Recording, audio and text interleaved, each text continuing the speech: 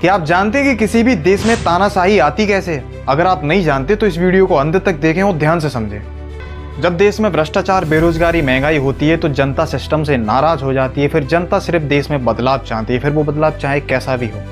फिर जनता ऐसा नेता चाहती है जो देश में सब कुछ ठीक कर दे और सख्त फैसले ले। फिर इसी मौके पर एक तानाशाह उभर कर आता है जो अपने आप को देश का रक्षक बताता है और देशभक्ति के नारे भी लगाता है। सबसे पहले स्वतंत्र मीडिया को दबाया जाता है या फिर खरीद लिया जाता है। फिर वही खबरें दिखाई जाती हैं जो सरकार के पक्ष में हो। अगर कोई विरोध करता है तो उसे देशद्रोही कहा जाता है। संविधान, न्यायपालिका, चुनाव आयोग जैसे संस्थानों को धीरे धीरे कमजोर किया जाता है या फिर तानाशाही ने पूरी तरह अपने नियंत्रण में कर लेते हैं। चुनाव तो देश में होते हैं लेकिन सिर्फ नाम और दिखावे के लिए।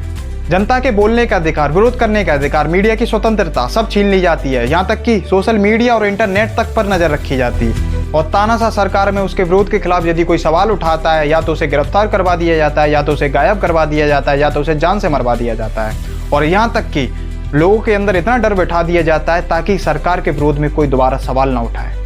और अब आपसे मेरा एक सवाल है, अभी जो अपने देश में चल रहा है उसके बारे में आप क्या कहना चाहेंगे? ये कमेंट बॉक्स में बताइए। Thank you.